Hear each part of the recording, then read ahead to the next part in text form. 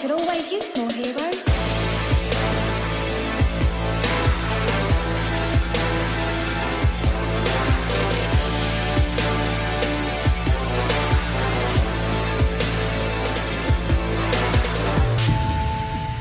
What's up, everybody, and welcome back to episode 7. Oh, so I was so bad I had to like count my fingers.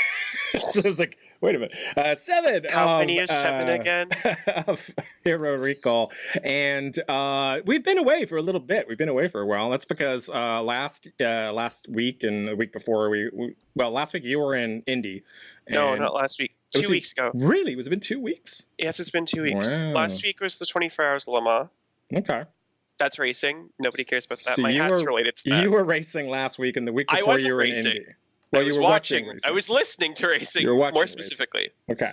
But the week before was Indy. So, and then the week before that, I don't think we recorded. Lego, but that's a different story. It's been like a month. It's been a while. But we are back. We're back with episode 7, and this episode is going to be about Symmetra. Now, don't worry, we will get into the Symmetra business towards the end of the episode. But for those of you just joining us for the first time, just so you know, this is how we roll. So we do Overwatch news first. So that's the news about the game itself, anything pertinent to the game. We then flow into some OWL and Contenders news and see what's changed there, which is usually quite a lot. We then talk about personal focus for a little bit, so like favorite maps, favorite abilities, things like that. And then we talk about a hero, and this week's hero is Symmetra. So before we get started, one of the reasons why we took so long off, I mentioned a minute ago, was because you were in Indiana, and I couldn't go. I got screwed out of it for work stuff. I just wasn't allowed. So we had a panel that we were going to be hosting, me, you, and Keegan at the Indiana PopCon, and because I couldn't make it, you kind of just filled in my stead there, like took over my part of the panel, if you will, and you guys performed that, and it was basically, the panel was just kind of like a guide to climbing, right? It was just kind of like tips and tricks and do this, do that. Since I wasn't there, and because Keegan is a fuck, he didn't get it recorded. Let me know. I take partial responsibility. Yeah. How did it go? Well, I showed up 5 minutes before it happened, and Keegan was literally freaking out. So that was that was good. Sounds like Keegan. Yeah, I had to stress him at first. Yeah. Here's the thing: walking up to the panel, I was nervous as fuck. As soon as I got on the table, I was like, "Fuck! I just need to talk about Overwatch to people. It's no big deal." I was not stressed throughout the whole panel. I was like memeing and stuff. Yeah. I made a few Vancouver Titans references. Did it make you feel better? Did it give you a confidence boost? Because I know that you were concerned about it coming into it, but I kept telling you there's nothing to be worried about. I like to stress about stuff before it happens, and then when it happens, I'm like, okay, it's happening, whatever. Okay. So I just like to stress about preparing for stuff. You just need some kind of preparation stress. I need to stress out about something in my life at all times, or else I don't feel complete. Fair enough. But it went well? It went well, did it? Yes, it went well. Nobody left the room. Nobody left the room, even after I said I like Brigida. It's like, I said that. I said, I like Brigida. Don't leave the room. Don't leave the room. Nobody left. I got in a few pretty good jokes. Yeah. I gave some good advice. Some people asked us questions at the end. Do we have time for questions? What were some of the questions? I forget. I don't. Wait, no. I remember one specifically. Someone's like, I am really good at Mei, but I don't feel like I'm good at other heroes. How do I correct this? Or how should I... I'm like, just go into quick play. Just try to get good at one hero of each type, like tank, support. But you want to try to get good at each of the roles, but just one of each class at first to start off with. Mei, and that's an interesting one, though, because Mei is such a you have to work around the Mei. You know what I mean? In a team comp, so. But I said two things. You have to try to get your flexibility up, but also never, if you're really good at a hero, never doubt your ability on that hero to just sometimes carry. Mm-hmm. You have to have this balance, and everything's balanced. You can't just go too extreme in one way. If you really think nothing else is working, if nothing else to lose, go for that comfort pick. You might fucking win. Right. You have to do this balanced approach. It's amazing how little comps actually mean the levels that a lot of people are at. Everyone kind of concerns themselves over 222 or 33 or whatever, but honestly, truly, anywhere from bronze to probably diamond, you can win a match because people are good and proficient on characters rather than they have the perfect composition. You know what I mean? Because in fact, recently about the comp thing, I've pretty much noticed that just if you have 2 healers, you're good. It doesn't matter. Like, as long as you have 2 healers, you're probably fine. Yeah. You ideally want at least 1 tank. But if you have 2 healers, that's the key. That's the key part, because one of those healers just sticks with the tank. And if you're Mei, you can heal yourself. So, there's that. Yeah, and sometimes if there's a lack of healers, you go for a hero that can heal themselves. So. That's good. I'm glad people ask those types of questions. That's what I was aiming for. I was kind of hoping that we'd get a couple, like, I play this character, and how do I fit in this role? I forget what some of the others were, but they were good ones. I had answers for them. Nobody stumped me, so good. There was that. And the panel did happen. I have several witnesses. I have someone who is at the Blizzard Arena who can vouch for who has gone to the Blizzard Arena. I was like really big friends of like people and the Outlaws and stuff. They can vouch for me. Mads, it's a real thing. It really happened. She was there. Okay. There's right. no recording of it, but so if you were in Indy and you went to the panel that was hosted by Keegan and Tigrato, then thank you for doing that, and hopefully you learned something.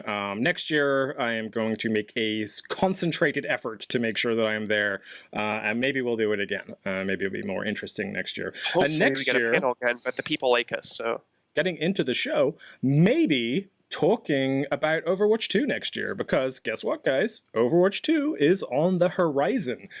Supposedly. Sources have said that Blizzard canceled a StarCraft first-person shooter to focus on Diablo 4 and Overwatch 2. First of all, StarCraft first-person shooter. Wow. Like, I think I might even give that a crack, to be honest. That sounds kind of fun to me. But what they said was nobody was laid off as a result of the cancellation, and according to 2 staff, Blizzard told the team that Ares was getting axed alongside a second unannounced mobile project so that the company could move many of them to the upcoming Diablo 4 and Overwatch 2, both of which are expected to be Blizzard's marquee announcements at this year's BlizzCon. So, my thought is this, okay? I did not ever think there was going to be an Overwatch 2. Did you?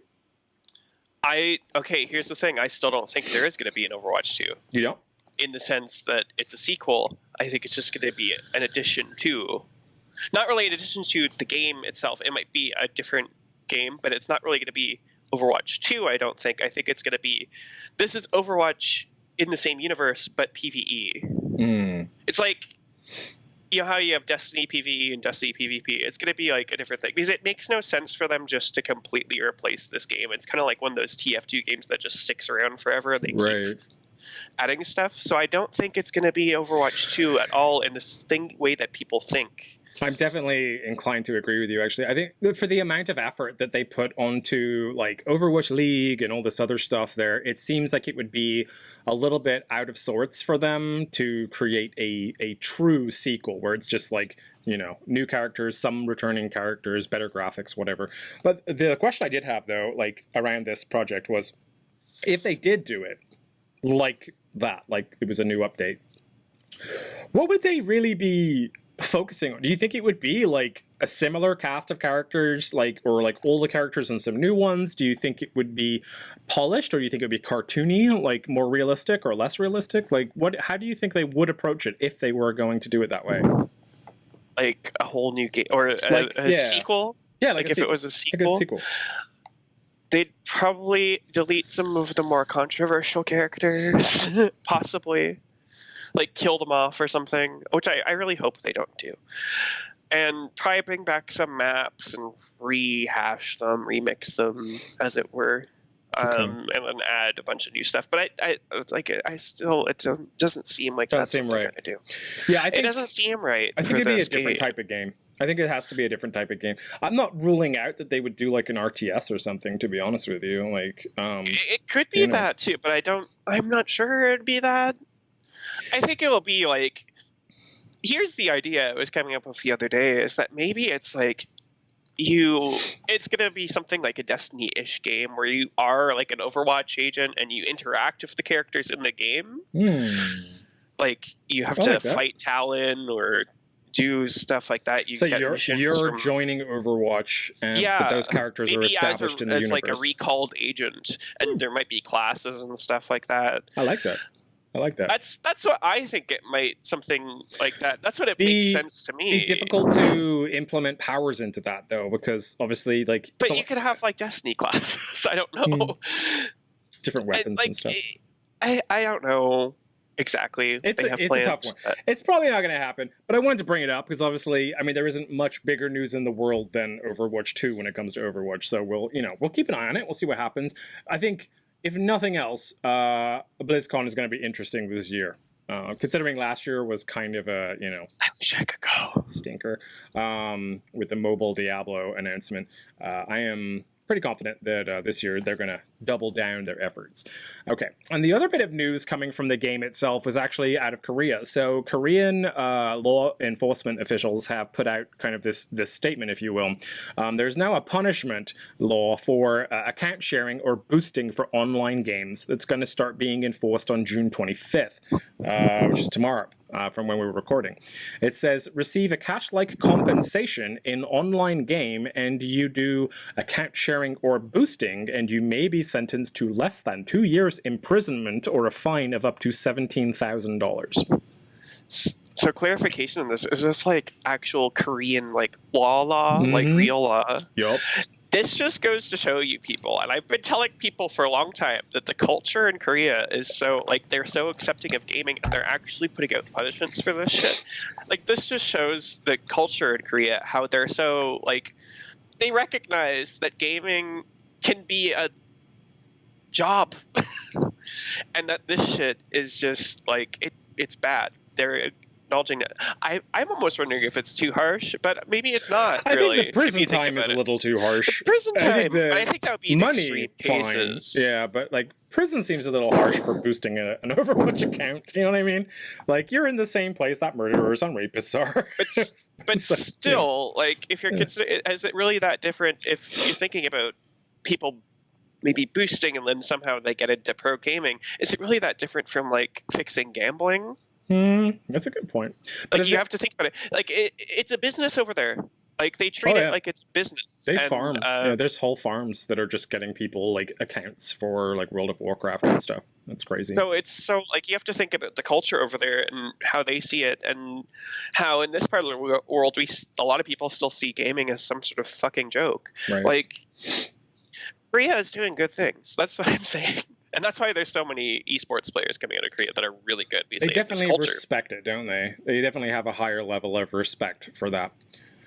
Okay, so basically, what do you guys think about that boosting in Overwatch 2? I'm really interested to hear some feedback on that, guys, so do hit the comments up, because, I mean, Overwatch 2, I think there's so much that we can kind of speculate about that. So, what are your thoughts on what you think it's going to look like, if anything? And then, of course, the Korean fines. Too much, too little? What do you think? So drop those in the comments as we move forward to OWL-related news, or in Contenders news. So, first up, let's talk about last night. Or yesterday. Was fucking nuts, people. Yeah, so yesterday, you may be watching this at a different time frame, but yesterday there was quite a few matches that were being played, and it seemed like in every single match, the underdog took it. And except for the first one. But except for the first one. Do you want to, because I never actually watched any of the games, but you watched a couple, I think. So fill me in. What happened? Why was yesterday so explosive in the world of Overwatch League? Firstly, Boston's been on the losing streak. They literally, up until yesterday, had not won a single match in this entire stage. And they're going up against Paris yesterday, who they already faced in the stage and lost to. So everyone's like, yeah, they're bringing Aim God back in the lineup, but Boston, like, they still have problems. And for the first two maps, this looked to be the play. This looked to be the storyline of the day. And then Boston, in their true, we're going to outdo Fusion in map 5 stuff fashion, decides that they're going to win the fucking match, and they take the last three maps. I think they took both control maps on the last one with it. Like, they didn't, it was 2-0, the last score in that. Right. And also, I think, was it Eichenwald? I don't know which. Eichenwald was so close. It was another one where it was really frigging close. It was like a last moment. It was a payload. Like, payload didn't get to the end thing where it's that close. I read yesterday that the Valiant actually put up the second fastest attack time on Eichenwald in the history of Overwatch. I didn't watch Valiant versus Titans because I didn't think it was going to be worth watching. Boy, was I wrong, because Valiant won against Titans 3-1. It wasn't even a map 5 situation. It was a 3-1. And then before that, Mayhem beat Outlaws 3-1, but that doesn't say how pretty good lately as well. So that doesn't say how close that match was. That was another situation where Gibraltar, the last map, like it was within a meter of being map 5. Really, it was so close. It was only because of some really brilliant switches on Mayhem and some clutch plays that got them. So the do win. you think if you remember? A while back when we were doing this show, we discussed about one of the things about season 2 was that it almost seemed like every team could beat every team. It was this big circle of like everyone could beat everyone else, and no one was really, apart from Vancouver at the time and I think New York, everyone was able to beat everyone else. And then we went then it started to get more rigid, right? So you had like Vancouver and Shock. It was like Vancouver, Shock, New York, and then everyone else. Now, with New York's multiple failings against Atlanta, and then Vancouver failing against Valiant, and Shock lost Outlaws to someone as beat well. Shock. Yeah, Shock the lost to first win Outlaws. Outlaws had to break their losing streak was Shock. And then Mayhem This isn't the beats situation. Outlaws. It's just we're back in dog eat dog. We're in the meta transition phase, and this is the same thing that happened last year at this time, because a lot of teams were strong stage 1, stage 2, and then stage 3 comes along and they lose their footing all of a sudden, or in some cases, teams that previously, I think stage 3 was the stage that Boston went 10-0 for the stage last season. But whenever things start like shifting a bit, I think it was stage 4 that actually the big meta shift happened. But whenever things like start changing and you can shake up people's strategies, that's when you see like the big guys starting to be beaten. Right. And the teams that weren't looking so good, like Valiant and Outlaws, both had a 0-7 stage this season. Here's so far. the thing about Valiant, though. Valiant have never looked bad, ever. I don't think they've looked bad. I think they played everyone close and they lost a lot for a while, but I don't think they were ever like, oh, this is embarrassing. Like, I feel like they always like fought their heart out. You have to think though of the mental game. If you lose 0-7, you're not going to be thinking, oh, that was close. It's we haven't won the stage at all. I think it has to come down to like it's similar mentality as Shanghai. Like they just have to get in that sort of mindset where like what's the worst that can happen? We lose again. You know what I mean? That's exactly what Outlaws said. Yeah. That's how Outlaws said they turned it around, is something similar. I think there was a little video clip on it. They're just like, we need to figure out what's going on and what's the worst that can happen. We're already losing, and then they figured it out. Yeah. And they even credited that there was even a segment where they credited the haters, like, thanks for giving us energy to get out of this shit. I think keep doing what you're doing. The meta where it's at right now as well, like you said, it's shifting. It's very open right now. It's really interesting.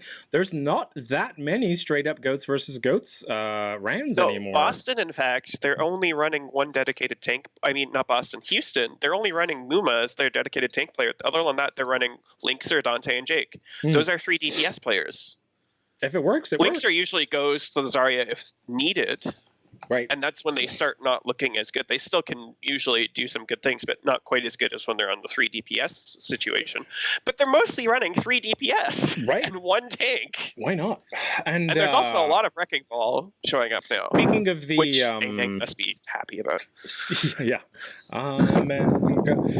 Speaking of yesterday as well, Kruise... He had a little bit of a hissy fit. He had a kicking moment. Yeah, there's been a couple of these lately. There's been the Fusion slams the desk moment, and then now we have the Kruise kicking his setup moment. It's kind of hilarious. Yeah, so basically, during that match, when the match was over and it was lost and everyone was getting up from their seats to go and walk and shake the other team's hand, Kruise gets up and just boots this desk, and you felt a little bad. That's like it would have hurt. Yeah. Also, like, that's not your equipment, dude. Don't be a dick. But also, it's just weird. I don't know. Like, I kind of like seeing those types of emotions come out because it lets you know they're not just a bunch of bots up there, but at the same time, like I don't know, it's like, is it a good thing or a bad thing that players are showing emotional in physical outbursts? I think it's, well, you know, they're not hitting each other. Firstly, secondly, it shows that they actually give it. This is their life. They give a fucking damn about what's going on, and if you have a bad performance, yeah, you're gonna get angry. There's a lot of spice. There's a lot of spice going around right now. And people just I forgot what I was saying now. Sorry. I lost it entirely. That's my bad. I was going to talk about... People just forget these people are humans, and yeah, when they see people get angry, they even meme them more. But seriously, like, it just shows that they really freaking care. And some people aren't going to deal with it as well, and they're going to have that moment where I have to do it sometimes. I have to, like, yell at something or, like, I throw like bottle caps. I try to throw something that won't break anything across the room. So I used to throw controllers. That was really bad. In my Destiny days, I broke so many PS4 controllers. Keegan has definitely lost a few controllers in his time. No, I was going to say that one of the things I read about as well that made me giggle a little bit was when Philly played Atlanta and Philly won. Dogman was universally just shit on for that match because most of the time he was either way out of position and he would like waste a trans trying to keep himself alive, or he was just feeding. He was just like getting killed over and over and over again. And I think someone said Boombox whispered to him when he went by, "You are feeding," or something like that. Well, I mean, he said that makes me so happy. It makes me so happy. I love Boom. All right. So basically yesterday was a clusterfuck of chaos and all the teams that weren't supposed to win won, and Kruise got mad about it. Except for Fuel. Fuel got murdered. Who did Fuel play? I forget. Okay. Actually, Cortana, stop. Cortana activated for... I was going to say, you just cut out for a second there. I think something's going on. I think it was Spark? Spark are good. They're getting there. Apologize. I'm trying to figure out who they played. I think it was... All right. Well, while you're looking at that, let's... Oh, it was Chengdu. Chengdu murdered them. Really? Right. That's where I saw... I was watching Ameng's POV of Wrecking Ball, actually, because I'm trying to learn Wrecking Ball right now. Interesting. I would have picked Fuel in that matchup. Chengdu are good. They're a mess right now, and people are saying that the trade for RCK and Note, like, RCK is who Fuel needs, and Note is who Boston needs right now. It's not that either of them are bad players. They work better with their team. Work better. But again, Boston just reverse swept again. The biggest thing that I heard was that there was overcoaching going on, which I thought was an interesting concept. So what they were saying for the Fuel camp, from various bits and pieces that I read, was that essentially the Fuel has very renowned coaches, right? I mean, it's half of the reason why they're as big as they are is because Jane is one of their coaches. So apparently the Fuel camp have been coached into certain scenarios, but they haven't been coached on how to adapt on the fly. It's kind of like New York. So like they have this kind of rigid mindset of like they watch all the game tapes, they see what the other team is doing, they think they know, they haven't figured it out, they haven't sussed, and then when that team does something unexpected, they don't know how to deal with it because they've been coached one way and not to be adaptable. And I think they said that a lot of what's going on with the Fuel right now is that they have been overcoached to the point where they can't adapt anymore. And you have to think that they were playing Chengdu, who are a hot fucking mess. Really? And consider that you're playing Chengdu, and Elsa like freaking nuked a bunch of people in a hallway. By the way, that's just he got like a 4 bomb in a hallway. Anyway, that's a side note. Chengdu are unpredictable. You don't plan for them. You just be like, okay, they're gonna pull out some crazy shit and murder us. Like, pretty much the only thing on the top of your head when you're playing Chengdu is, do we have a Sombra for Ameng? That's it. Like that's it. Can we hack the ball? Can we make the hamster's life absolutely terrible? Alrighty. So yeah, exciting day yesterday, and exciting for me because so here's a little secret about me, folks. I have an addictive personality. I am really, really bad at getting addicted to stuff. Like just whatever. Like I got addicted to Overwatch. Like that's one thing that I got addicted to. I get addicted to pretty much anything. I'm the worst when it comes to that. So when you combine one thing that I am already addicted to with another thing that is very addictive. It causes trouble for me. And as such, I have been very, very broke the last 2 days because I have been spending money on trading cards for Overwatch. Yes, folks, there's officially trading cards for Overwatch, and lucky you, I happen to have some right here because I already got some of my physicals sent to me. So let me explain these before I show these. Press F in the chat for Tom's social life. Yeah, please do. So let me explain it before I show them. So, okay, so right now, the website is Upper Deck E-Pack. So an E-Pack is different to a physical card pack. You don't go to a store like Target and pick it off the shelf. So it's an online-only service right now. But here's what happens, is that you buy your E-Pack. Some of those cards that you get will have a physical version available to be shipped to you by like next day shipping immediately. Other ones, you need to collect so many of that particular type of card before you can get the physical version. So, like, for example, with standard players, you need to collect the same player 9 times before you can get the physical version of it. With some other things, and how they've kind of broken it up is they obviously have player cards, but they have variants too. So they have some really special cards that have like pieces of literally like game-worn jerseys and stuff like in the card. Creepy. It is kind of creepy. And then they have signatures as well, but they have like duo, so it'll be like 2 different players that don't even have to be on the same team. It'll have like a shirt piece from both of them or a signature from both of them. There's trio packs as well that have like 3 signatures or 3 pieces of clothing. And so alongside those, they also have kind of like big wow moments from season 1 as well. So whenever there was like a huge thing that happened, they would like have a card that represents it. So I'll see if I can find a wow moment one for you. I don't know if I have any actually. Oh, here you go. Securing the championship. So this is a silver. Let's see if I can hold it. There we go. Securing the championship. So that's London. And on the back here it says, Fusion stymied by Spitfire and Owl Championship through aggressive, relentless team play and a stingy defense. The London Spitfire stymied the Philadelphia Fusion to secure their place in history as the champions of the inaugural season of Overwatch. That's what it says on the back of the card there. So like that's like a sort of a cool moment. But then they have some of these other ones as well. So I'm going to show a few of them to you since I happen to have some physicals here. So they have like weird stuff like this is like the Barclays Arena. I don't know why. They have some that are season rivals. So here's like a rival card. Jake and Harry Hook on there. Apparently they're I don't know why those would be rivals, but okay. I don't know. Shanghai Dragons, top 3 players. Yeah, it's like a triple card there. Giggery! Yep. Gigs is on there. Some of them are just maps. Welcome to Junkertown.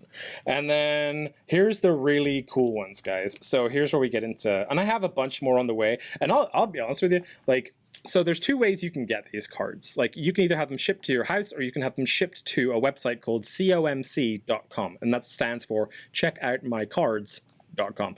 And basically with that website, that is a selling website. It's like an auction website for cards. It's black market. So you can move them directly from Upper Deck E-Pack over to ComC, and then like you can get them appraised and graded and reviewed and then slip them up there for a couple $100. And to give you some insight, and I actually don't have this page open, so I'm going to pull it up it's here. down to fucking science, people. Oh yeah, trust me, I have done a lot of research on this because, like I said, I'm a horrible human. So if I search Overwatch now for in ComC, it's going to show me every single pack that's up there. So here's an idea. Here's like a price list idea for you. Right now, the most expensive card that currently sits on ComC, and remember, there's a ton of these cards that people haven't even gotten yet. The most expensive one is Profit and Agility's double signature card for $285. Jesus. Fuck. Yeah. And weirdly enough, the next one is $274, and that's Striker, Tamu, and Saya Player.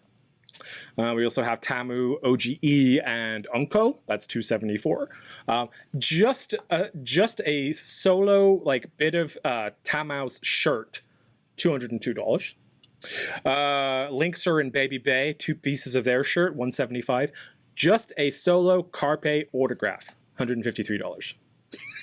So, and these aren't sold, by the way. These are just people throwing them up there and hoping that people are willing to pay this. So how this is going to work is the market is going to decide how much this shit is worth, right? So if you're looking at that Carpe and you think, oh man, I would pay $150 for a Carpe signature, then you're going to pay that, and that means that from that point onwards, it's going to be around about that level of cost. So here's a couple that I have that are physical ones that I thought were cool. So here's Boombox. It's in a special top loader. This is a signature of Boombox. He's my favorite player, so this is big for me.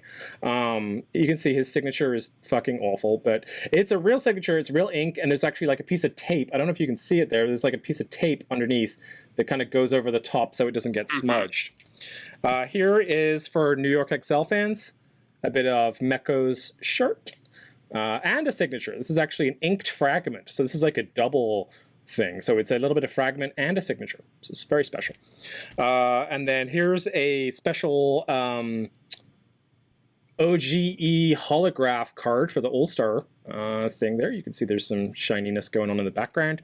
And last but not least, these are the special edition variants called Infrasight. So as a Widow's Ult. As you can see it's there, transparent. Hydration. That's what that means for people who are I can not see through Hydration's walls. This card is called Infrasight because it is transparent. All right. So yeah. So these are just the first lot that I had sent to me right here, and I'm really, really happy actually with how these turned out.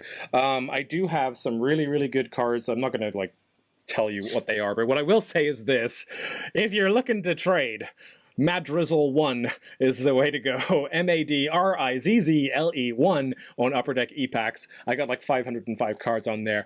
Get at me. All right, so that's cards. Do you know what makes me the most mad about this? Is what? I can literally not make fun of anyone who's getting these trading cards because I've spent so much fucking money on League skins. Right? And do you know how many League skins I have on PC already? I've probably spent like way too much money on League skins on PC. Like, I have the whole Boston set. I have most of the Defiant set. I have most of the Outlaw set. It's such a problem. It's a problem for me. It really is, because like this shit is this type of stuff I obsess over. I have 2 jerseys coming tomorrow. I have the freaking 3rd kit for Muma and the 3rd kit for Jester. So I can't say shit. I can't say shit about this stuff, and it bothers me so much. You want to, but you can't. I want to, but I can't. I can't say shit. I did promise my friend Josh Bostrom that I would also shout out his Facebook trading card group. So he is the first person to that I know of anyway to create a Overwatch card trading group on Facebook. It is literally just called Overwatch Card Trading. It's a public group, and the link to it is in the description of the podcast. So if you want to join that Facebook group and hang out with me and some other folks that enjoy trading these cards, and come find us. So there's a little bit of an advert for that. ISD space, but there's no good times.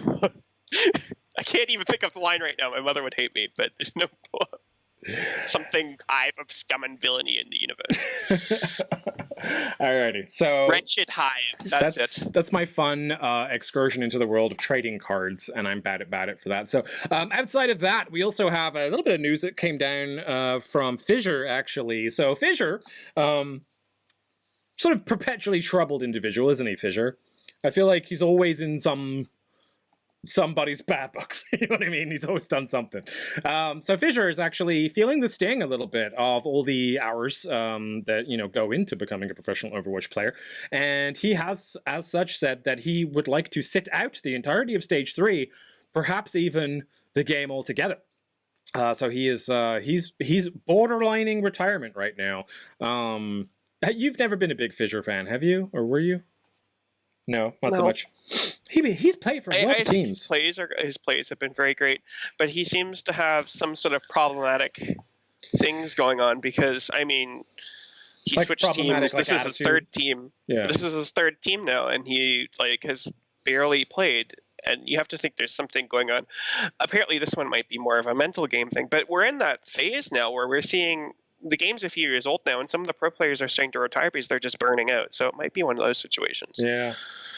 It's a weird one, you know what I mean? Like, you kind of like, it's the same thing where like you're at home, you're watching a football game or whatever, and you're like, you guys get paid millions of dollars to do that. All you have to do is play a fun sport. It's harder than that. Like, it's the amount of pressure on the shoulders of these individuals is insane. I don't think anyone in the history of any esports has ever had to have the amount of pressure put down on them that the Overwatch League players have, purely because of the fact literally shown on ESPN. Right. I mean, it's not only is it so global, it's also worldwide. So it doesn't matter where you're from, you're still under literally pressure. Going worldwide next year. To different continents. And I would love for you to tell me the last time someone from League of Legends sat down and signed probably 1,000 cards because a bunch of idiot fanboys want to trade them. Like, there's a lot that goes on there. Yeah, I bought a signed Fusions hat earlier this year, and that's something he sat down and signed. Mm-hmm. And there's probably a lot of them on the site. There's a whole bunch of stuff. If you look on the Overwatch League shop,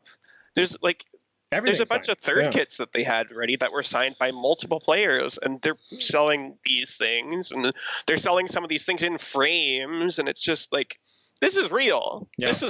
This is real. This is a big thing. This is global, and some of these players are starting to feel the pressure of it. Yeah. I mean, but the weird part is you can see the ones who really aren't as well. It's kind of impressive how you see some players that are always chill. That's the difference between some people will feed off this shit, other people will not.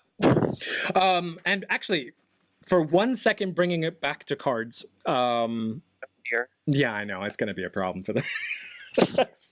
However long, I'm sorry. If you were interested, there is not a Dream Casper card in the Upper Deck set.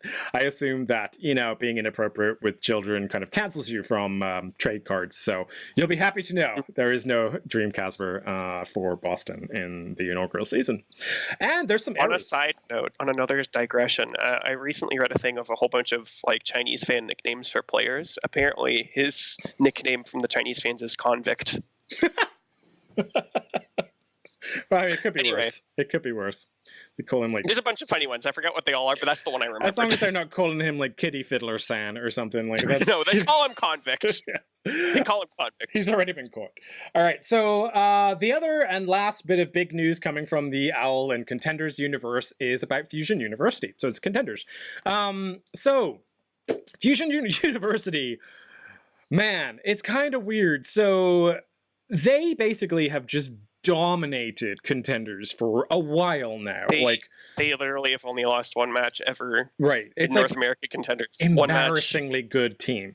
And they had this rule that sort of came through recently with Contenders where they were like, okay, they were going to ask for people to play from the region that they're from, which is this weird thing that's going on. So basically what was going to happen was Fusion U was going to get cut in half because half of them were from Korea and half of them weren't.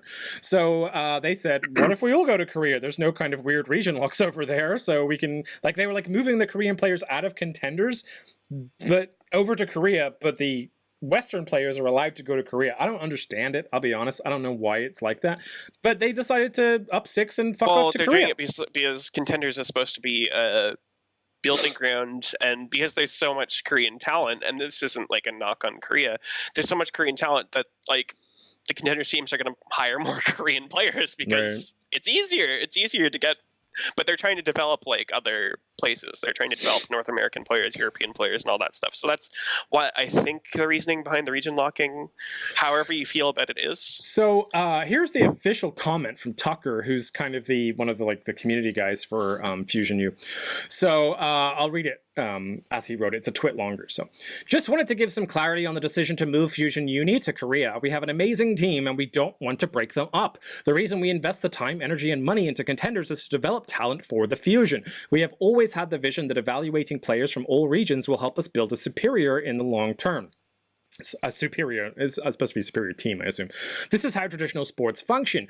The Flyers are a mix of players from all around the world. Building infrastructure that allows us to take players from any region in the world is critical to that mission. We invest a lot into language tutoring and spend extra care to include culinary dishes from each region in team meals. It also gives everyone a chance. Any kid growing up in the world can play for the Fusion someday. For us, the decision to move to Korea comes in part due to import restrictions. We don't want to have to part ways with players we believe believe in who are from outside the US. We aren't in contenders to develop North American talent for other AL teams, some of which don't even have a contenders team because it's expensive.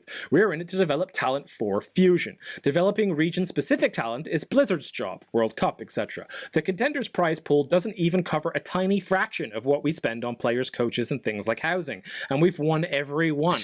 Moving to Korea made sense. It allows us to keep our roster intact as much as possible, and the challenge of tougher competition to help our players grow and prepare for Overwatch League. Throne. That's our main priority. Sorry, NA, maybe we'll be back in the future, but for now, someone else can have a chance at winning. Winky face. Oh, Hashtag GoFU drop. 40. All right. So that's Tucker with some spicy shade there thrown to the rest of contenders. But I mean, it's clearly justified because you know what happened? They lost once. You know what happened as well, though, is that they had to go through a trial to make it to Korean contenders, and they won every match. Won every game. Man, that is they won every match in trials, scary and they face team. Runaway tomorrow. It's a scary team. Alarm they face Runaway is tomorrow. insane. That's the big test is tomorrow because they face Runaway. It's going to be exciting. And do you know who the former Runaway players are now? The Titans. Vancouver Titans, yeah. So Runaway is a good organization. This is going to be their first big test. I can't wait. I might watch that tomorrow, actually. While I'm it's like 5 a.m. in the morning for you. I'll rewatch it then.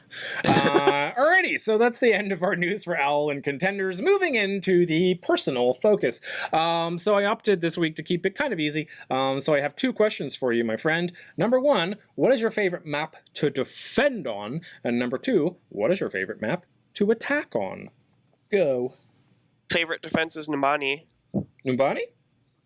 Why is that? I get to play Monkey. Monkey? And I get to, I stand up on the high ground, I drop down, and I jump back up. Yep. And I shock people. So you're just describing Honestly, I really how love, Winston I works love at this that point. first, specifically the point on Numbani. I love defending that because of the Point high A. ground and all the trickery stuff that you could do.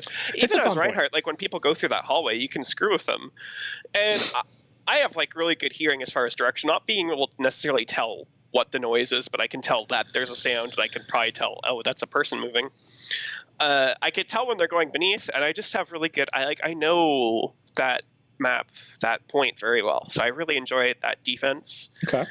I also is pretty good at the end. I really like the defense. The middle section of any hybrid is going to be sucky to defend anyway. But the defense of the last point on Numbani is really fun. You can get some big bombs as DV. You can get some great shatters. You know, actually, while we're at it, let's do the flip side too. What's your least favorite to defend? Paris. Really? Paris first point. Second point is really stupid easy to defend. I'm going for specific points here. I haven't really thought about the whole map as much because I just saw the question today. But first point, Paris is really annoying. It's just so annoying. So for defense for me, I don't know. I think my least favorite to defend is Junkertown. Like always. Oh, I forgot about Junkertown. Right. I forgot that was a map for a second. Yeah. That whole map sucks. Let's just put it at that. Yeah. For me. Yeah, Junkertown is the worst to defend on for me. It's so rare for me to get a full hold on that map. Like I almost always every game I feel like I'll be lucky to stop him in the third. You know what I mean? Maybe I'll be lucky. I've had some luck on the map recently. Alright. To be fair, like the last comp match I had, I actually just told people like we can wait on a bridge and jump on them, and that's what happened, and we were able to knock them off, and they couldn't use the Bastion BS. My favorite first point hold defense, and probably second as well actually, is Hanamura. I think Hanamura is one of those maps that if you don't get your shit together really quickly, that 4 minutes goes hella fast, like when you're trying to take that first point, or 5 minutes, whatever it is. Like it's I don't know, there's like so much and it almost always comes down to like the last 30 seconds, but like I feel like you can hold that so good until there's like some ult-pocalypse, and it's like, can you survive the ult-pocalypse? If you can, that's a first point hold. Hard. It's funny that you mentioned that one because that was another one that I was thinking about. Yeah, Santa Margaret's first point.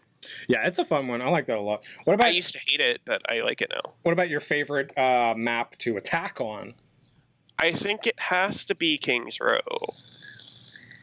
Just because, like, King's Row. I mean, what else do I have to say? It's fucking King's Row. It's You kind can of have fun legendary. as Reinhardt on that map. You can Yeah. have fun as a main tank on King's Row. Where else can you have fun as a main tank? Nowhere else. It is undoubtedly Nowhere else. one Unless you're of the most perfect maps I think that Overwatch has, because even defending King's Row isn't that bad. That's like King's Row. I was thinking about putting it on the defense too. Yeah. Honestly. Yeah, I want to give another map a chance. I tend to agree with the attack. Actually, I think King's Row is definitely one of my favorite attack maps. It's been fun for me regardless of role. Like I mentioned, being main tank on it. Like I've played DPS on it. I mean the Pugs match I did with all the super fans, I was asked to play DPS on it. I played Sombra and I had a blast. Like I hardly ever play DPS and I still had a blast on the map. So it's just like no matter what you play, as long as you're doing your job. And what's your least favorite map to attack on? Other than Junkertown, I think mine is the opposite of my defense. It's Hanamura. I fucking hate attacking on Hanamura so much. I just feel like even if you can get past that initial point A, point B, if you don't steamroll it, it's just so hard to put together a valiant challenge that just kind of like, because you basically have to, and they've changed this a little bit with the spawn times and everything, but you basically have to team wipe to take the point, which is not impossible. It's hard. Or you stagger them like to the point where they don't last more than 2 seconds on the point. But I hate attacking on Hanamura. I think I'm actually going to say, and this is specifically, again, a point specific, is the last part of Gibraltar. Okay. Fuck that place. Fuck the end of that map. I love the first 2 sections. The last section... I dislike the first section.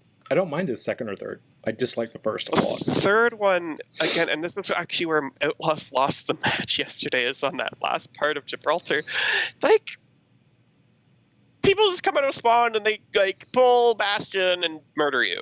Yeah. At the last second. That's true. That hill is really tough to get up, Like, isn't it? It also goes the other way where the defenders, like, if you get it fast enough, they just can't come out. But, like, it's just so annoying, and there's, like, places for the snipers to be, and, like, the enemy team can be everywhere and still survive, and you can be, like, everywhere or in one place and you'll get murdered. That's just Fair point. Alrighty. So those are our favorite maps to defend and attack on. What are yours? Drop them in the comments. We want to see them. I want to know. What do you love? Control what do you doesn't hate? count. No Control control doesn't count. No. No control. It has to be an attack or defending map, not just a take the point map. Payload, hybrid, or assaults. Yup. Alrighty. So, moving in to the hero of the week. And the hero this time around is Symmetra. Symmetra is an Indian hero. And do you know her real name? Satya Yaswani, or was it Yaswani or Vaswani? I always get confused if it's a Y or a V because the name tag on one of her skins kind of makes it look like a V, but anyway. Yeah. Satya Vaswani. I know it's Satya because I named a Mass Effect Andromeda character after her. And you met Symmetra, didn't you, at Indy? I went to her panel. I didn't meet her. Mads did. Mads actually got her pop final box signed. Nice. By Symmetra, and I actually went to, it was in the main hall, so it was really loud, but I asked her a question. There's a videotape of it. I asked her what her favorite voice line to ever record at any game was, and I think she said something from Fallout 4. Oh. Also, fun fact, this is a line, Symmetra's voice actor, Anjali, she really wants to be allowed to add the voice line dope. She can't convince Michael Chu to add it, but that's what she wants. She wants to say just nope. Dope. Oh, dope. That doesn't seem like that would fit Symmetra's character a whole lot. That's what she wants. Like, she's like, I wish I could have that. But yeah, that's the fun fact of the day, everybody. But into Symmetra now. Just Symmetra. What's fresh, homies? No, that doesn't work. Dope. Okay. Alrighty, so Symmetra is from Utopia in India, which I think is like a pretend place in India. I don't think it's a real place. And she is voiced by Anjali Abhimani, who's the person that you were talking about there with the meeting. She has an affiliation to the Vishkar Corporation, which is basically they focus on this hard light for building, which is kind of her thing, her father's thing anyway. So let's stole from Aperture Science. Yeah, let's go a little bit into Symmetra here then. So okay, let's talk about, before we get into like basics and all that kind of shit, let's talk about stats and like techniques and things like that. So first of all, when is a good time to pull out Symmetra? There are two things that you really want to do as Symmetra. If you want to slow someone down, put turrets where they're going to go. Like if there's some flanker or somebody who's coming a specific route, put some turrets. A, it will alert you to where they are because you'll see the turrets like go off in your HUD. B, it will slow them down. It might just kill them because if you have 3 turrets going on someone, they don't have much time. Yeah. They do not have much time on this earth to survive. Secondly, shields. If you have some way to get close to the shields, like if you have a shield yourself and there's a big shield hero, you can drain those shields, get energy, and then just burn everything. Just watch the world burn. She turns into a little mini Zarya with her little beam weapon. If you hold like, it for a long not even time. mini Zarya. She's like... It melts. It does melt, for sure. It's terrifying. It's like you added a fucking lightsaber. All right, so yeah, so Symmetra is kind of what we would call a niche hero. She doesn't fit into every composition. She has specific things that she's really good at, and most of that is defense-based. Not always, though. People have used her on attack, mainly for her teleporter. The teleporter. Recently. So let's talk about her abilities. First of all, the photon projector. That's her primary fire weapon. It's a beam-type weapon. The damage it does is either, and this is, the ramp up here, either 65 or 130 or 195 per second, depending on how ramped up it is. The max range is 12 meters. It has 70 ammo. Ammo usage is 7 per second, or plus 7 per second gained against barriers, and reload time is 1.35 seconds. So it does level up, basically. If you keep it focused on a shield for 1.33 seconds, it will jump from 65 to 130 damage, and if you keep it on there for a little bit longer, it will jump from 130 to 195 damage, which is pretty fucking harsh, I would say. That's and it doesn't dissipate right away when you let go of the trigger. This is a lot of people. A lot of times people make this mistake where they're like, if I let go of the trigger, I'm going to lose energy. No, it stays for a bit. Right. So that's, her gun is kind of cool too. It's like a claw. It's like she puts her hand in something and it turns into a because claw. it has the alternate fire, which you didn't mention yet, of the balls. Yeah, the photon projector's secondary fire is in fact balls. They explode on impact. The direct hit at full charge is 120 hit points, and splash damage is 15 to 60 on a full charge. Projectile speed is 25 meters per second. Area of effect, 2 meters radius. Rate of fire, 9 rounds per second while charging, or 0.55 second recovery for a full charge. And ammo is 70, as we mentioned before. Ammo usage, 2 to 10 rounds based on charge time, and reload time is 1.35 seconds. I like her shooty gun. The beam is fine. The beam is good for like up close, but the shooty gun, it's really underrated. Like if you can, like it's hard to hit a shot because of just how kind of slowly it travels towards them. But if you can nail it, dude, you can kill a lot of things in one fucking shot with that gun. Like if you hit it just the right way, especially if they're getting turreted down or whatever. Your thoughts on that weapon? On the secondary fire, it's so frigging sneaky. And there's sometimes where you'll be like, oh yeah, that's not going to hit me. And then something distracts you and you back up into it or something. Like, it's so frigging sneaky. I like the fact you can choose whether you want to fully charge it or just like pop off a load of small ones as well. Sometimes I'll just pepper the place with tiny little ones. And they're like, if 2 or 3 of those hit you, they're just as good as the big ones. So and they're way harder to dodge. So that's a fun one. All right, so we like her weapon, the photon projector. It's cool. One of the biggest reasons why anyone ever picks Symmetra, of course, is her sentry turrets. So they are projectile based before deployment, and then they turn into a beam weapon once they are deployed. Health is 30. Used to be 5. Used to be 5. It was like You had 6 instant of them, death. but they were 5. Now it's 3 of them and they have 30. Damage is 50 per second, no joke. Like we said, if there's 3 of those turrets on you, that's 150 damage per second you're taking. That'll kill a tracer in like a second and a half. Movement speed, it makes you 20% slower than you normally would be when you're being when you're attached to one of those beams. Projectile speed is 15 meters per second. Max I think range. the slowness stacks too. So if there's 3 turrets, it's like 60%. I think you're right. Yeah. I wonder if it says that actually. Because like as someone who gets hit by 3, they like don't move. Yeah. They're just like, all right, it's almost like they're being frozen. Ammo 3 stored. It says. I don't know what that means. I guess max 3. You're allowed. That 3 means you of can them. have 3 at a time. Right. Casting time 0.5 seconds with the animation, and then cooldown 10 seconds per charge. So turrets are projectiles until they hit a wall, at which point they will deploy. While in the air, they cannot attack, but can still be destroyed. And they cannot be deflected by Genji or absorbed by D.Va, which is interesting because they're projectiles, right?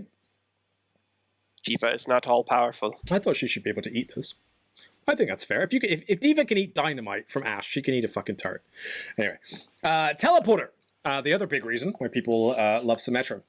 This has gone through quite some iterations over the years. Used to be that you could just teleport directly from your fucking spawn to the point. It used to be the alt. Right. It used to be her alt. She was dope. Well, yeah, it was either that or it was the shield. No, at first she only had the teleporter, and then she had the teleporter or the shield generator, and then they just made it an ability. Yeah. And it would no longer make it, because it used to be it was from spawn. Like you just place one teleporter, and the other teleporter would be in spawn automatically. Yeah. Yeah. But now you actually are placing like the one teleporter deploys at your feet, and the other one deploys where you're aiming it. Do you remember how annoying that was? When like the whole enemy team would suddenly come out of this teleport on point that you just killed them all. Yep.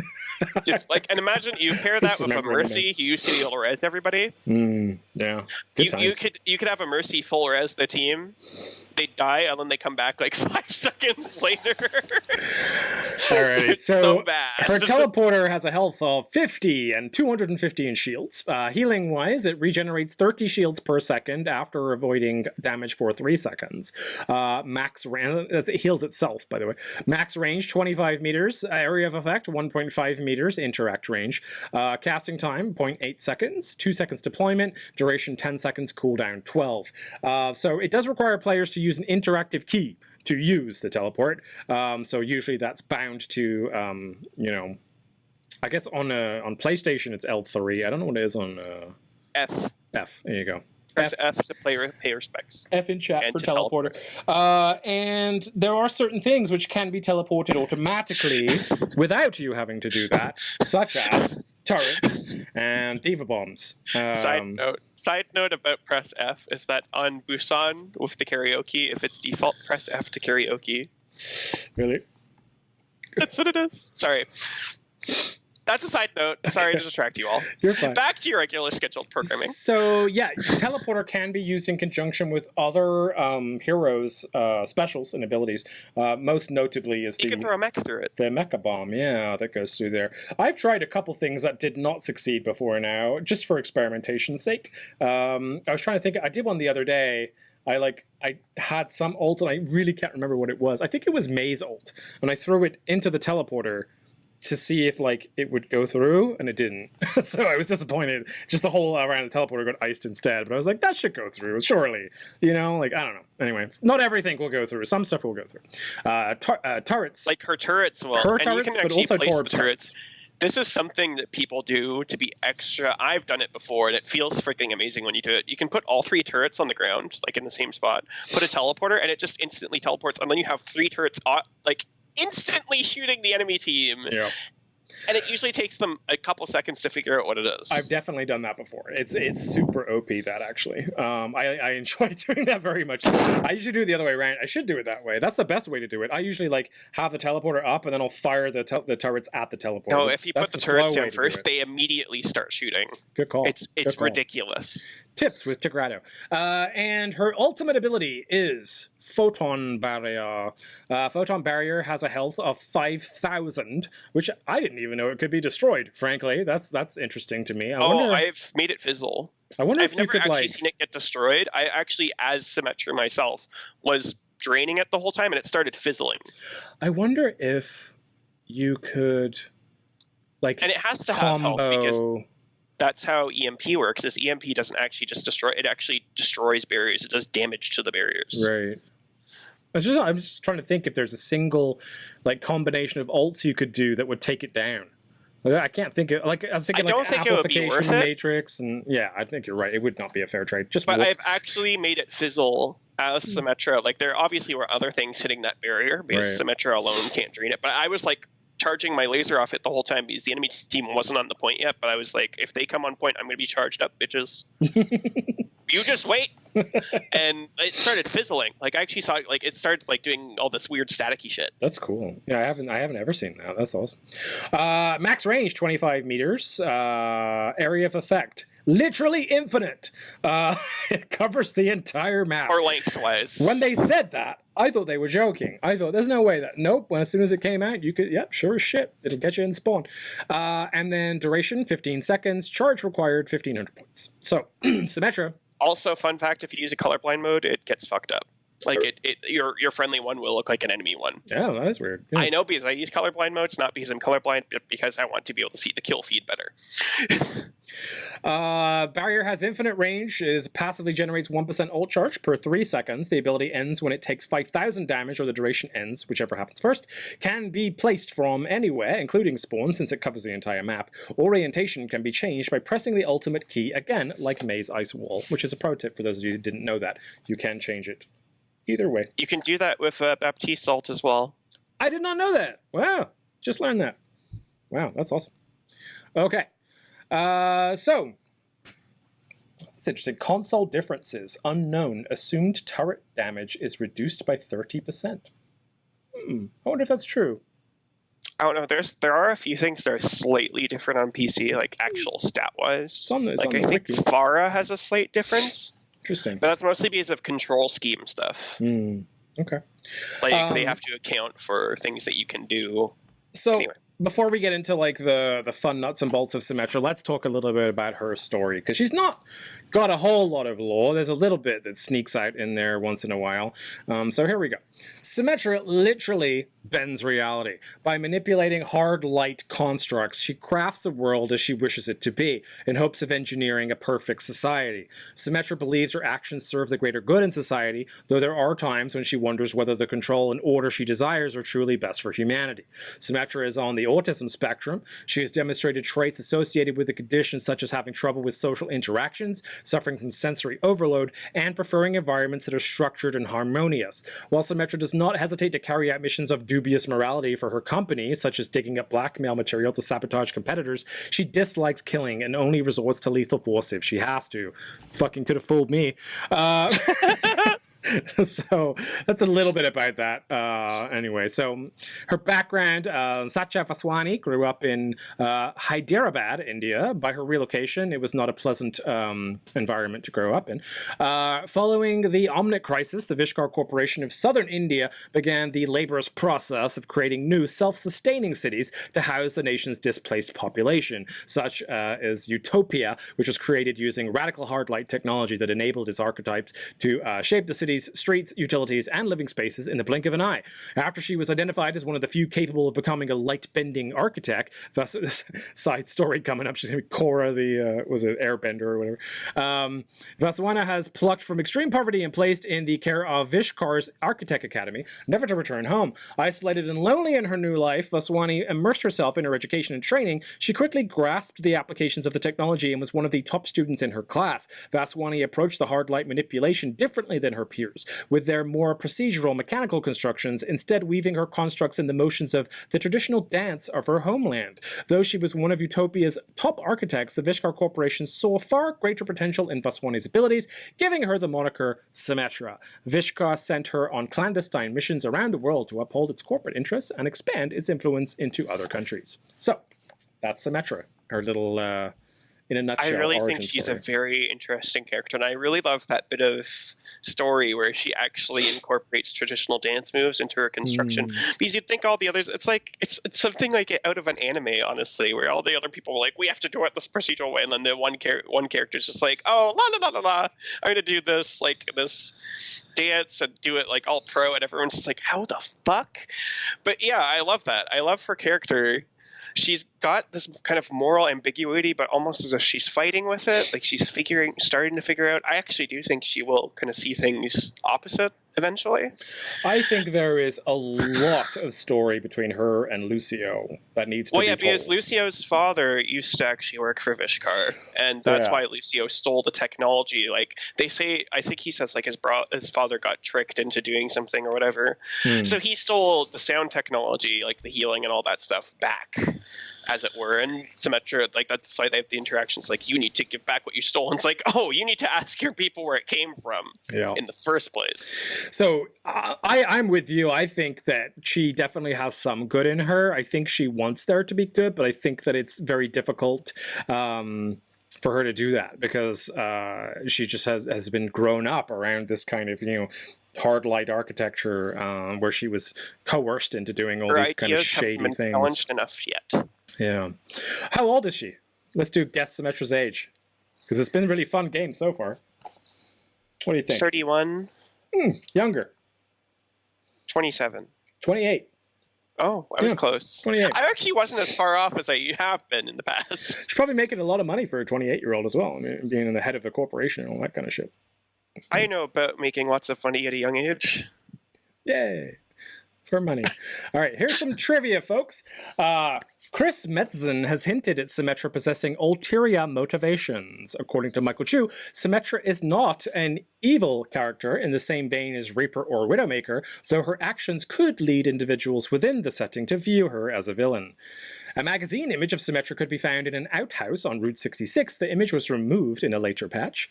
Symmetra is an amputee, missing her left arm. It is unknown how... There's so many amputees in Overwatch. I didn't even know that was missing, yeah. It's unknown how or when she lost it, and whether or not her glove is a permanent prosthetic replacement or simply a glove. Like, because on some skins, like, you can see that, like, on the Vishkar skin, you can see her fingertips in that. I thought it was just a glove. Her left hand. No, it's actually a robot, apparently. No, but, like, in some skins, it actually is, like, an arm. So I guess maybe it was just a replacement. I don't know if she would have gotten an accident. Maybe she was just like, hey, let me do my job better. Like, I feel like that's something Symmetra would do. There's an awful lot of people in Overwatch that have had limbs blown off and replaced with, like, Torbjorn, McCree, like Junkrat. Like, there's, like, just so many amputees. Here's the thing. In that one comic, she's actually basically in the Vishkar skin. And that, she has fingers in that, so maybe that was I'm confused. Pre-amputation? Maybe? I don't know. But she goes, like, into her other outfit during that comic. I don't know, man. I'm just telling you the official... Does she just, like, Alakazam her arm away and be like, okay, prosthetic I don't know. arm, and then it comes back? I don't know. She's quite literally bending reality to her will. I don't know what that's about, because I'll have to look at that comic again, because maybe, like, the arm is different for that comic. Maybe. But honestly, the Vishkar skin, like, you can see her fingertips. As of September 2016, Symmetra was the least played hero in Overwatch. Prior to her June 2018 rework in patch 1.25, Symmetra was the only hero to have a choice between two ultimates, Teleporter or Shield Generator. We discussed that a little earlier.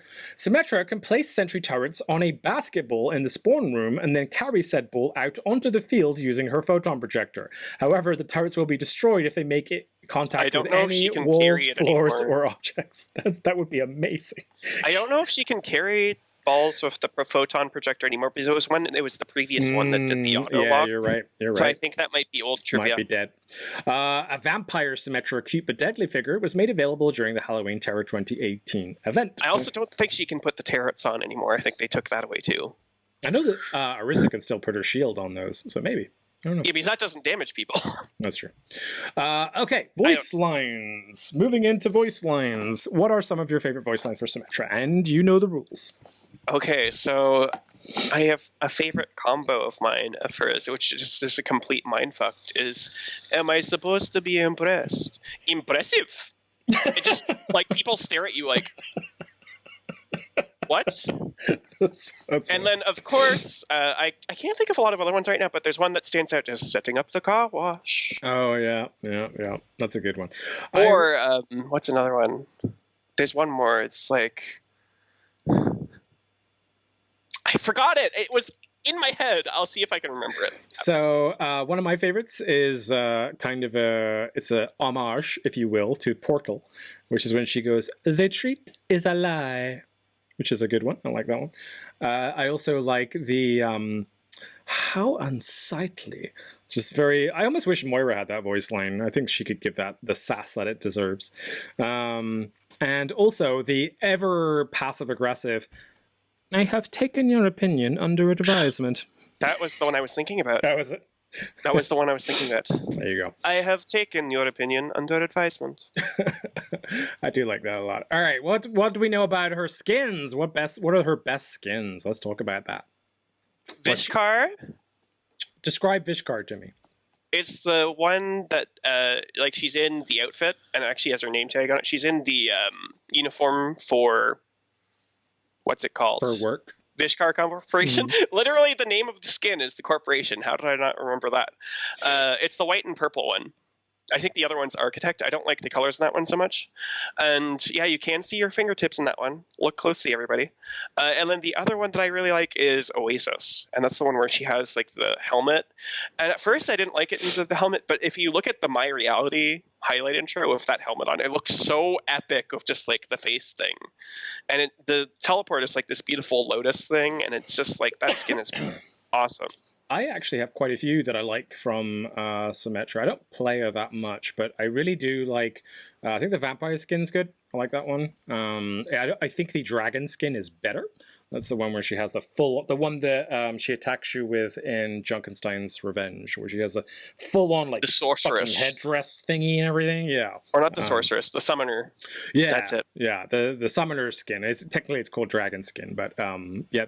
I think her gun has a dragon eye on that also, one as well. The magician is really good. That was a really good one. I think everyone wanted Genji to be the magician, but for some reason Symmetra ended up there.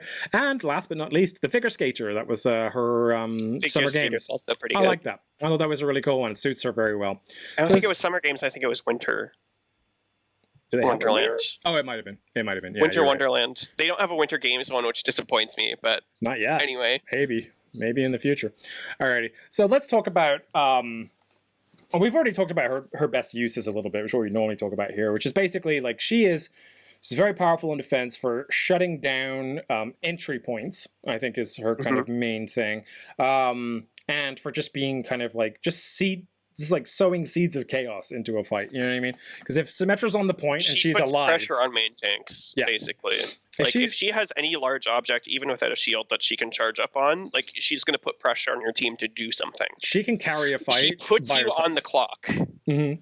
Yeah, she can carry a fight by herself. If she has 3 turrets on point somewhere that you can't reach, and she is attacking you with that laser beam that's getting more powerful every second she has it over your lifeless body, then you're fucked. Like there's no you have to take her out fast. She's almost a bit, if you think about it, like Moira in a way, because Moira is another one of those characters where you start attacking. Like I have put you on a clock now, you have to respond. Yeah, and it makes people panic. Yeah. So. Yeah, it's like, oh. And then what tweaks would you make to Symmetra to make her maybe more meta-proof or make her viable in more situations? It's tough, isn't it? See, I don't have a problem with her secondary fire. I don't know if I'd really change anything because I think she's in a place where people will actually use her to great effect in those niche situations. I'd tell you what I wouldn't do is extend her teleporter any further than it already can go. I think that would be terrible. Maybe make some things more consistent about the teleporter. Like you said, you should be able to throw the mail through it. I don't know why that's not a thing. Yeah. So maybe do things like that. And again, as a balance thing, let D.Va eat the fucking turrets. Yeah. They're projectiles. I'm fine with that.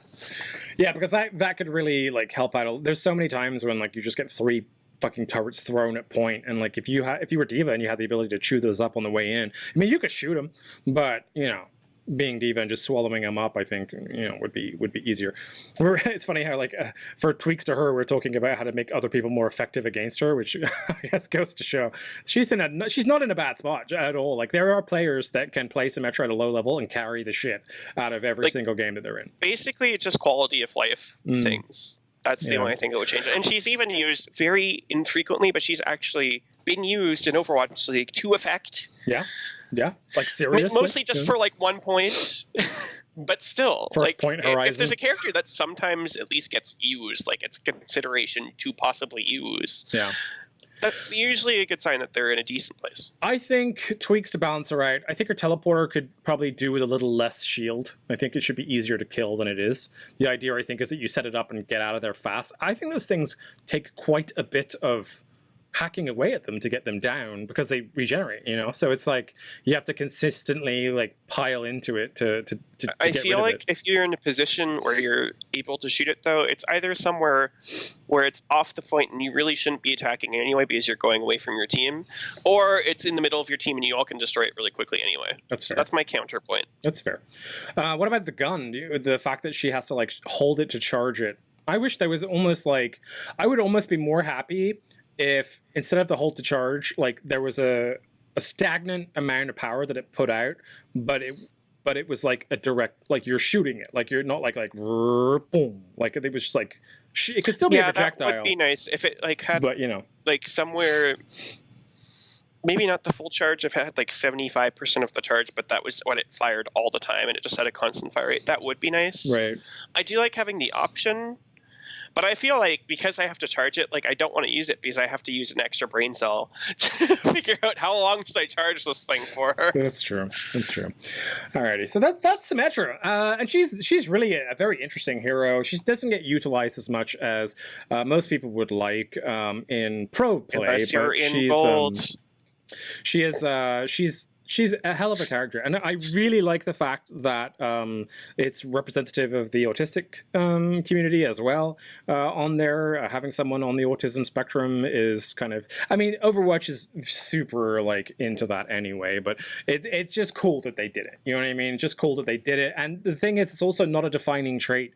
It's not like, here's Symmetra, she's the autistic character. It's like, if you didn't know, because nobody told you, you wouldn't know she was autistic. You know she's kind of weird in social interactions and things like that, but you wouldn't actually know that she has autism unless someone told you, right?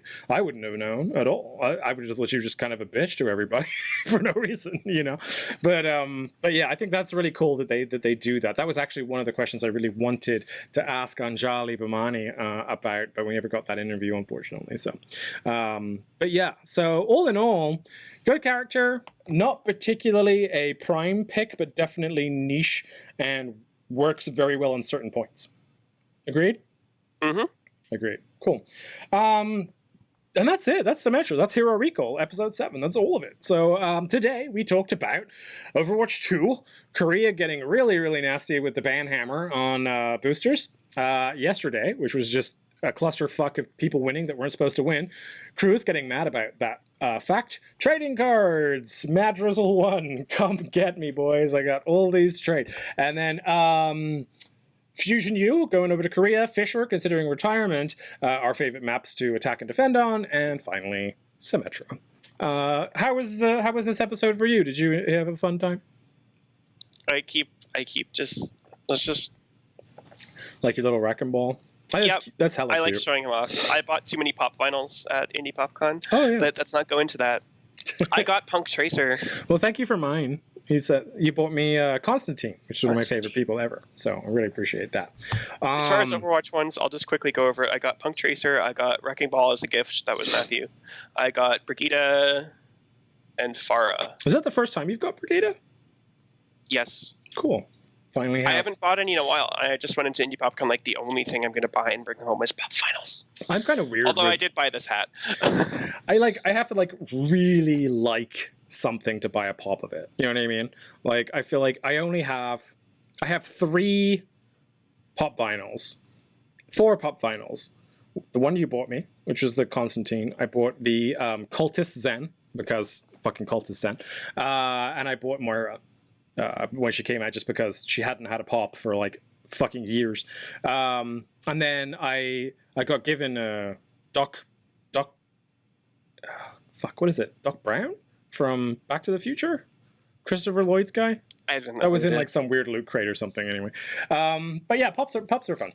Alrighty, so that's episode 7. Thank you so much for joining us. As usual, you can hit us up on Twitter at HeroRecall OW for Overwatch, obviously. Please do hit us up, join us, support us. We're trying to push this whole thing off of the ground and gather all of our lovely fans into one place. Whether you are a casual Overwatch fan, a cosplay fan, whether you're an Overwatch League fan, a Contenders fan, a Hero fan, whatever, come join us because the world could always use more heroes like you.